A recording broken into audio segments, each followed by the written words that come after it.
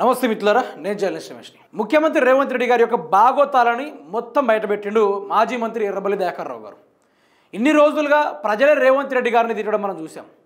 కానీ రేవంత్ రెడ్డి నా శిష్యుడే అని ఎర్రబెల్లి దయాకర్ రావు చెబుతూ ఆ రేవంత్ రెడ్డి గారి యొక్క అక్రమాలను, అవినీతిని అన్ని బయటపెట్టడం జరిగింది. ఈ తెలంగాణ రాష్ట్రంలో జోర్దార్గా నడుస్తున్న ఏకైక చర్చ కానీ, వైరల్ ముచ్చట్లు కానీ, కాంగ్రెస్ పార్టీ ప్రజలకు పడ్డ బాకీ కార్డును బీఆర్ఎస్ ప్రభుత్వం గ్రౌండ్ లెవెల్లో ప్రజల్ని చైతన్యవంతపరుస్తూ ఉన్నారు. ఈ ప్రభుత్వం ప్రజలకు అసలు ఎంత బాకీ పడింది, దానిపైన ఏ విధంగా బీఆర్ఎస్ పార్టీ వాళ్ళు చైతన్యవంతం చేపిస్తూ ఉన్నారు, అది కూడా క్లియర్ కట్గా వినుకునే ప్రయత్నం చేద్దాం. ఎర్రబెల్లి దయాకర్ రావు గారు ఇతను నా శిష్యుడే, కానీ పెద్ద బ్రోకర్ కూడా అనుకుంటూ మాట్లాడిండు మన మాజీ మంత్రి ఎర్రబెల్లి దయాకర్ రావు గారు. గురువు గారు అయి ఉండి శిష్యుడిని ఈ విధంగా ఎందుకు సంబోధించడం జరిగింది, అసలు దీని వెనకాల ఉన్న అసలు రహస్యం ఏంది, రేవంత్ రెడ్డి అసలు కథ ఏందో ఒకసారి గీ ముచ్చటనే చూసుకునే ప్రయత్నం చేద్దాం. రేవంత్ నా శిష్యుడే, కానీ పెద్ద బ్రోకర్. చెల్లని జీవతో స్థానిక సంస్థల ఎన్నికల్లో కాంగ్రెస్ డ్రామా. రేవంత్కు దమ్ముంటే ఎన్నికల ప్రక్రియను వేగవంతం చేయాలి. మాజీ మంత్రి దయాకర్ రావు తొర్రూరు హరిపురాలలో కాంగ్రెస్ బాకీ కార్డు పంపిణీ.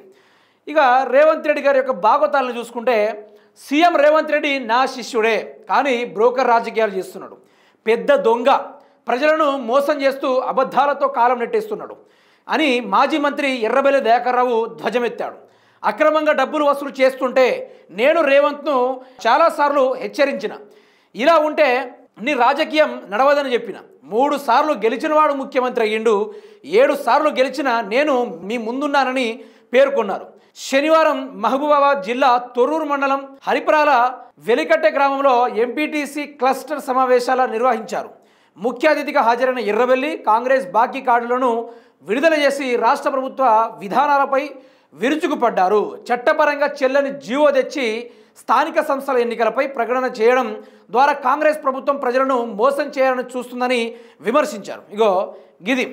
ఇది అసలైన వ్యవహారం ముఖ్యమంత్రి రేవంత్ రెడ్డి గారిది. మీరు చూశారు కదా, ఇక్కడ ఏమన్నాడు, అక్రమంగా రేవంత్ రెడ్డి డబ్బులు వసూలు చేస్తూ ఉంటే నేను ఎన్నోసార్లు హెచ్చరించాను, ఇది కరెక్ట్ పద్ధతి కాదు, నాయకుని లక్షణం నీ దగ్గర అసలే లేదు, నువ్వు ఇట్లనే కనుక వ్యవహరిస్తే రాబోయే రోజుల్లో నీకు రాజకీయంగా భవిష్యత్తు ఉండదు. 3 సార్ల ఎమ్మెల్యే అయినోడేమో ఈరోజు ముఖ్యమంత్రి అయ్యిండు, 7 సార్ల ఎమ్మెల్యే గెలిచిన నేను ఈరోజు మీ ముందున్నా అనుకుని చెప్తా ఉన్నాడు. రేవంత్ రెడ్డి మాట్లాడేదాన్ని బ్రోకర్ మాటలే, ఆయన ఒక దొంగ, అక్రమంగా వసూలు చేస్తూ ఉంటాడు పైసల్ని అనుకుని చెప్తా ఉన్నాడు. ఇన్ని చేసిన మనిషి ఈరోజు మనకు ముఖ్యమంత్రి.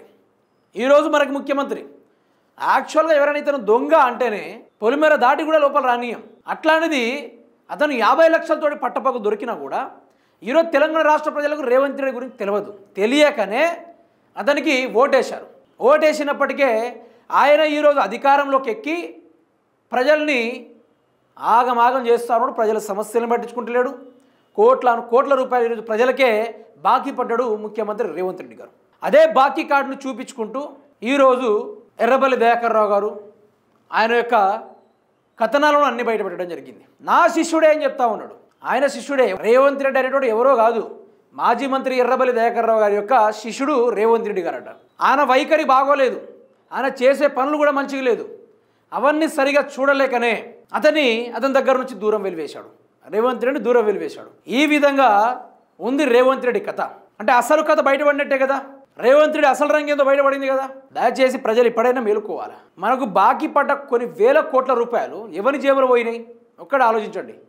తీసుకొచ్చిన అప్పు ఏడిపోయింది, రాష్ట్రం నుంచి వచ్చే ఆదాయం ఏడిపోతూ ఉంది అనేది ఒక క్లారిటీ తెచ్చుకోవాలి.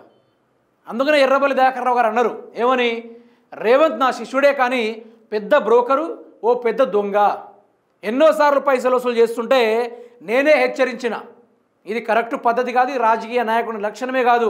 ఇప్పుడు ఎర్రబెల్లి దయాకర్ రావు గారు ఉన్నారు, 7 సార్లు ఆయన అధికారంలోకి వచ్చారు. వర్ధనపేట నియోజకవర్గం, అదేవిధంగా పాలకుర్తి నియోజకవర్గం అభివృద్ధి బాటలంటే ఈరోజు కాంగ్రెస్ పార్టీ వాళ్ళు కార్లేస్తుంది తిరుగుతున్నా కూడా, ఈరోజు అదే ఎర్రబెల్లి దయాకర్ రావు గారు దుష్ప్రచారాలు చేస్తూ ఉన్నా కూడా ఈరోజు ఆయన చేసిన అభివృద్ధిలోనే ఈ కాంగ్రెస్ మా ఎమ్మెల్యేలు మంత్రులు పర్యటిస్తూ ఉన్నారు. ఆయన 7 సార్లు గెలిచి చేసిన అభివృద్ధి అది అని ఆయన చెప్పుకుంటుండు. మరి 3 సార్లు ఎమ్మెల్యేగా గెలిచి ఈరోజు తన నియోజకవర్గ ప్రజల యొక్క భూముల్ని లాక్కునే ప్రయత్నం చేసిండు ముఖ్యమంత్రి రేవంత్ రెడ్డి. అర్థమైందా? రేవంత్ రెడ్డి ఆ విధంగా చేస్తూ ఉన్నాడు. దయచేసి మేలుకోవాలి, ప్రజలకి మేలుకోవాలి.